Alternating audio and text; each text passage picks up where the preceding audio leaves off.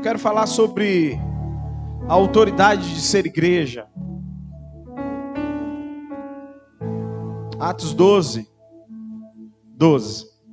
Diz assim: e considerando ele nisto, foi à casa de Maria, mãe de João, que tinha por sobrenome Marcos, onde muitos estavam reunidos e oravam.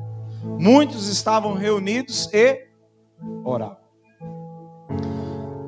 Qual é o contexto do texto?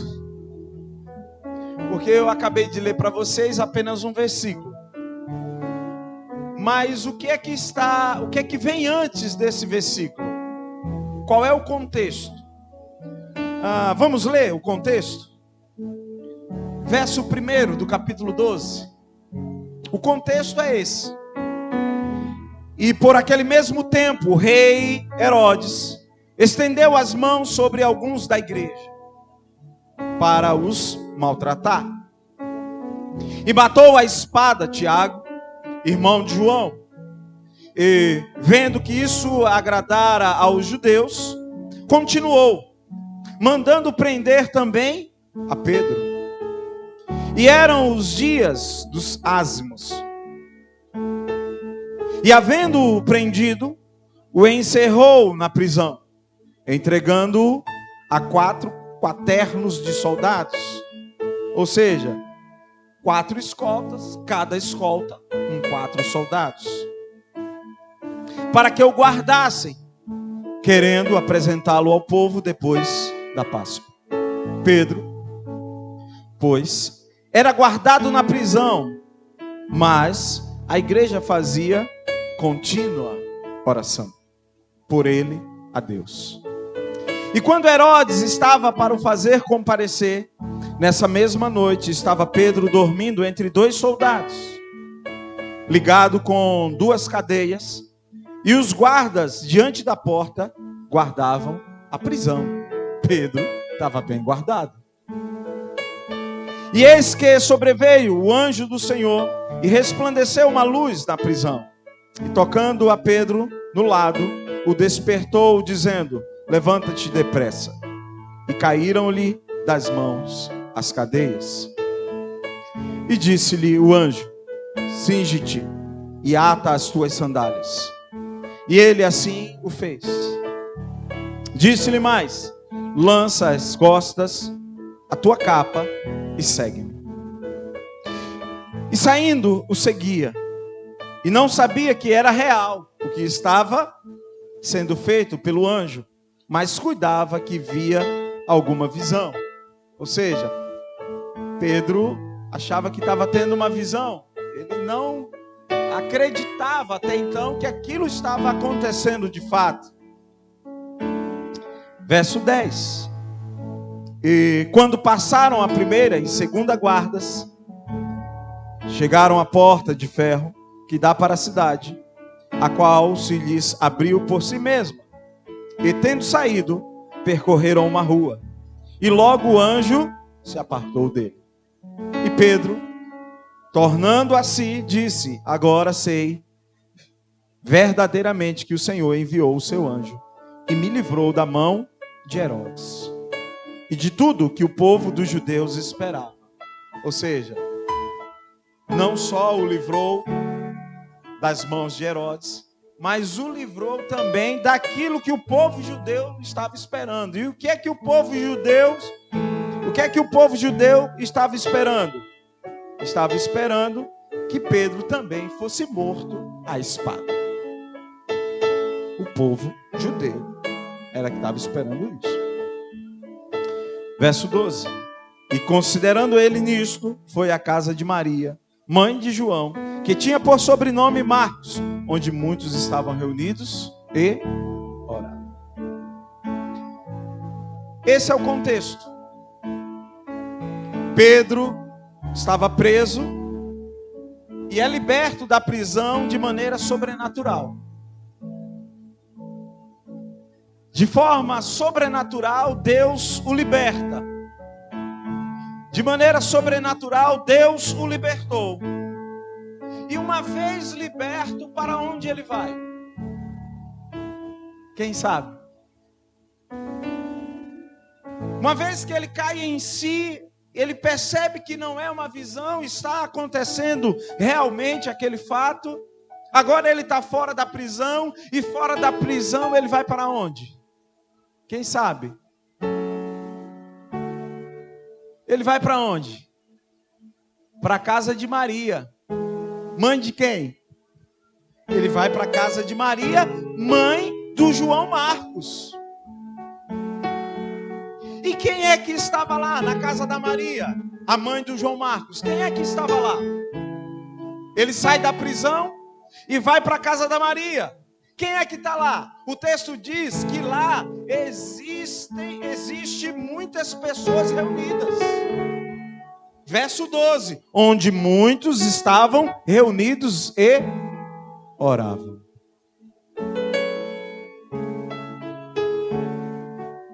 Quem eram esses muitos?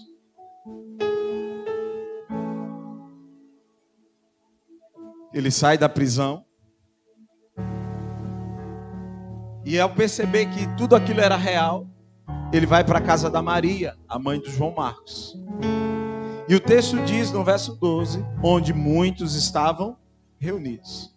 E a pergunta que eu faço para você, irmão Carlos, é: quem eram esses muitos?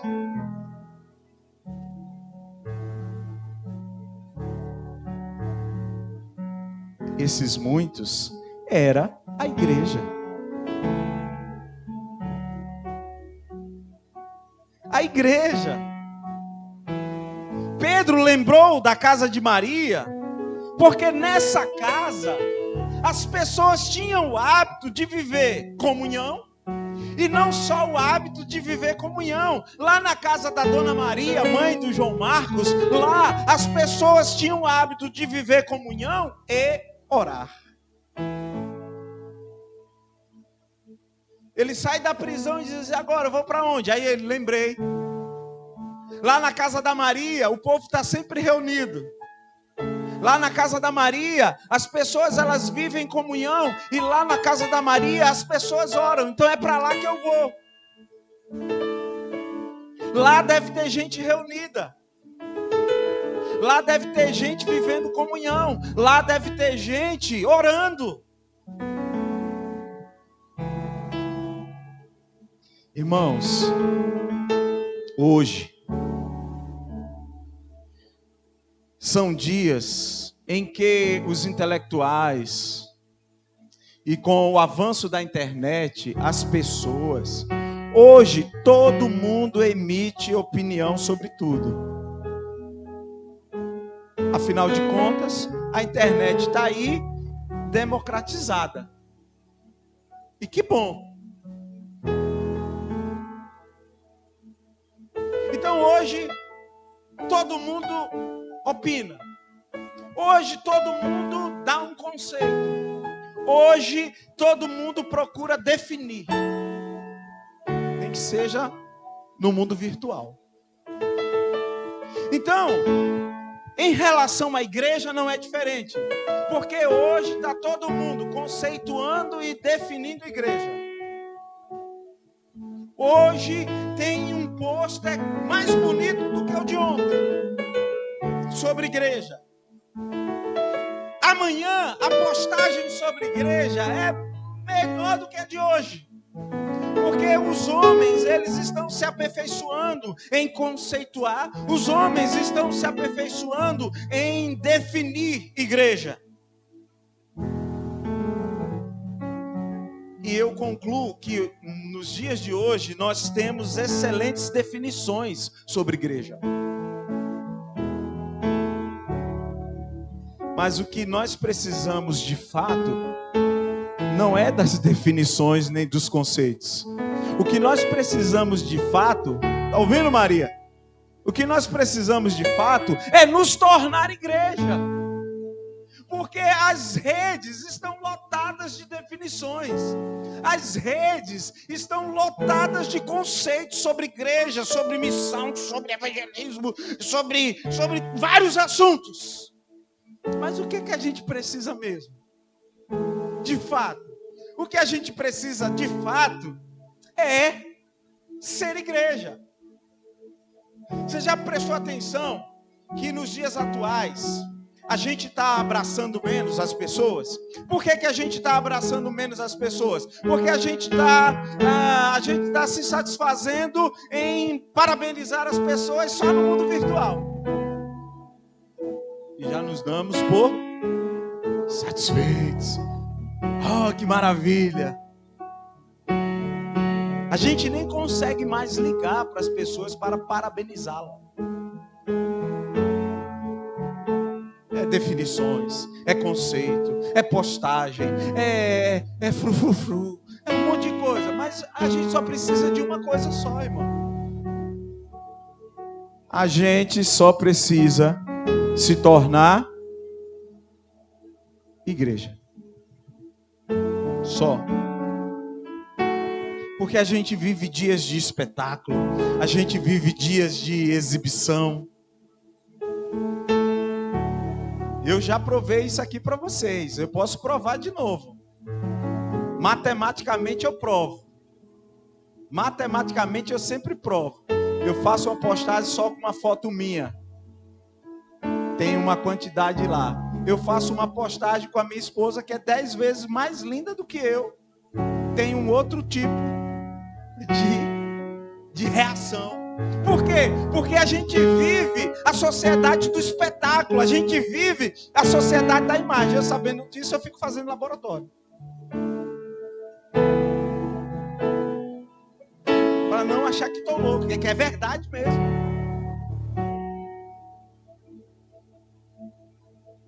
Que é fato. Já que a gente está vivendo a sociedade do espetáculo, a sociedade da exibição, o ser igreja está se tornando altamente corrompido. O ser igreja está se tornando altamente equivocado na maioria dos contextos.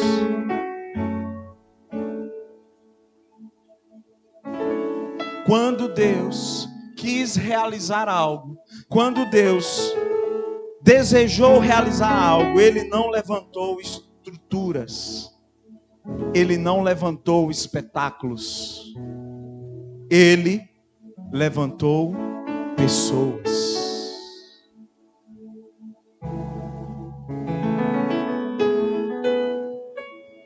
Porque quando a estrutura não estava mais dentro do propósito de Deus, Ele deixou a estrutura em segundo plano.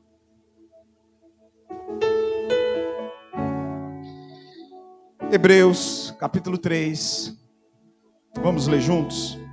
Hebreus 3.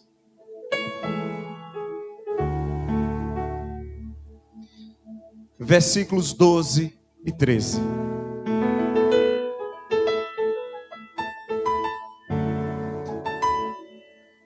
Hebreus, capítulo 3, versículo 12 e versículo 13.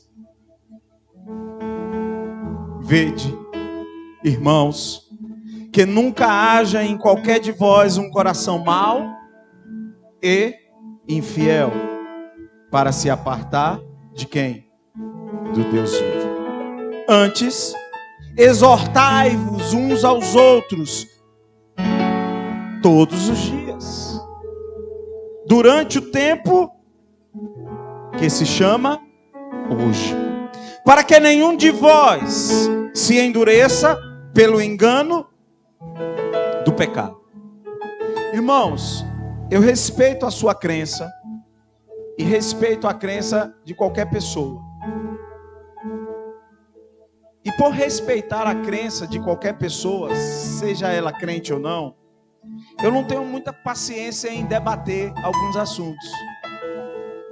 Não tenho muita paciência porque eu não vou convencer a pessoa e a pessoa não vai me convencer. Então, algumas discussões, elas são extremamente tolas. Mas assim como você pode expressar a sua fé, eu também posso expressar a minha. Então, eu sou aquele crente que crê que crente não perde a salvação. Respeite se você crê que perde. Mas eu Eu não creio que o crente perde a salvação. Porém, da mesma forma como eu creio que o crente não perde a salvação, mas crente que não vive a santificação não dá a prova da sua salvação.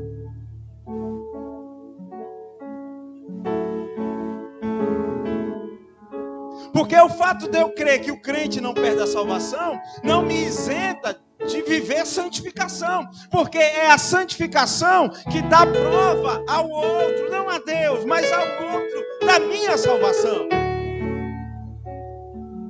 E quando eu não vivo santificação, eu estou provando para o outro que não há salvação. Quantos entenderam? E o texto de Hebreus diz que é na comunhão que nós somos encorajados. Encorajados a viver em santificação. Por isso, irmãos, que não dá para ser igreja só dia de domingo à noite.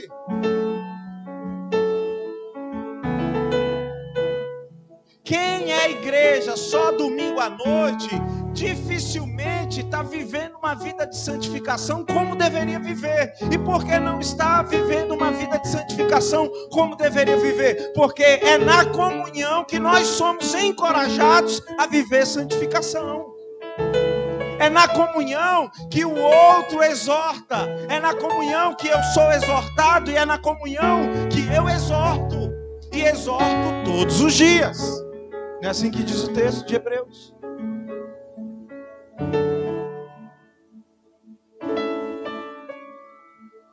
Na comunhão eu sou encorajado a viver santificação. Porque uma igreja que vive comunhão, ela possibilita a transformação de vidas. Mas não só a transformação de vidas. Uma igreja que vive comunhão, ela possibilita os milagres. Vamos para o texto de Atos? Vamos voltar lá para o capítulo 12?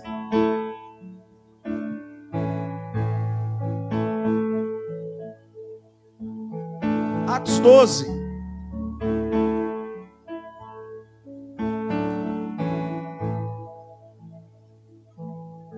Verso 7. Perceba o que uma igreja em comunhão pode possibilitar. Verso 7. E eis que sobreveio o anjo do Senhor, e resplandeceu uma luz na prisão, e tocando a Pedro no lado, o despertou, dizendo: levanta-te depressa. E caíram-lhe das mãos as cadeias. Então, neste exato momento, o que é que a igreja está fazendo? Ela está vivendo comunhão e está orando. Então, uma igreja que vive comunhão, ela possibilita transformação e ela possibilita milagres.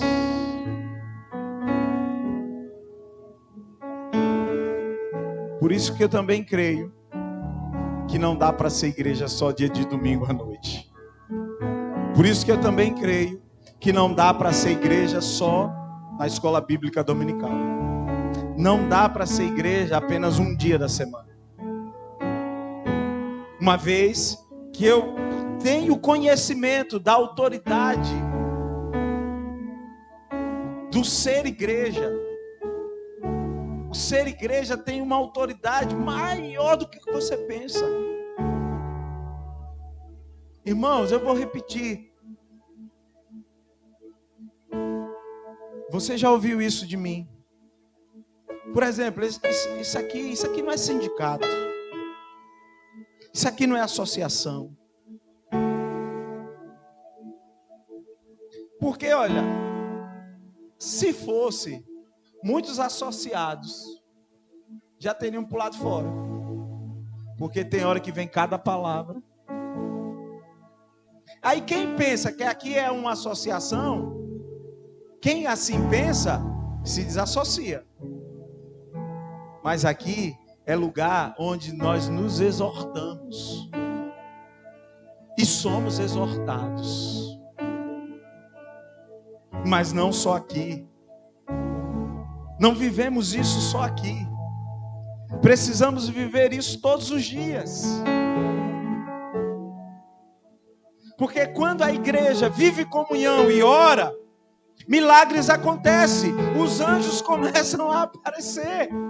Os anjos começam a serem enviados por Deus para quebrar grilhões na vida de pessoas, para quebrar prisões na vida de pessoas. Mas para que as prisões na vida das pessoas possam ser abertas, a igreja ela precisa ter consciência de que ela precisa viver comunhão e orar. E na hora que o anjo chega, o que a igreja está fazendo? Ela está orando. O que ela está fazendo? Ela está reunida. O que ela está fazendo? Ela está junta.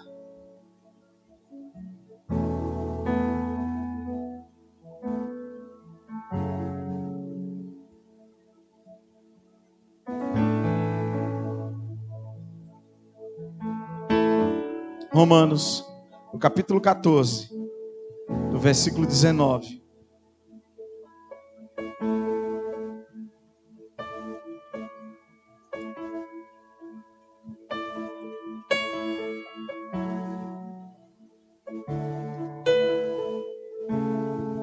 Romanos 14, verso 19. Diz assim, ó. Sigamos o quê? O que é que a gente deve seguir? As coisas. Quais coisas? As que servem para a paz. Mas não só as que servem para a paz. Sigamos também as coisas que servem para o quê? Para a edificação de uns para com os outros. Quais são as coisas que devemos seguir? As que promovem paz. Quais são as coisas que devemos seguir? As que promovem a edificação de uns para com os outros. Então, esse texto é poderoso, porque ele diz no verso 19 que eu preciso seguir aquilo que serve para gerar paz. E eu devo seguir aquilo que serve para construir.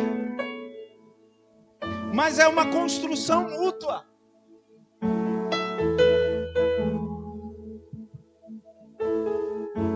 Então, irmãos, todos nós somos responsáveis pela edificação de todos. Sigamos. Não é siga, é sigamos. As coisas que promovem paz, sigamos as coisas que promovem construção. Uns para com os outros. Então é responsabilidade minha. E você não precisa me dizer isso não. É responsabilidade minha edificar você. Agora eu preciso dizer para você que é responsabilidade sua edificar o restante desse povo que você está vendo. Porque você não entendeu. Eu já entendi. Você que não entendeu. É responsabilidade sua também. Porque a responsabilidade na igreja de Cristo, fora das estruturas, a responsabilidade é mútua.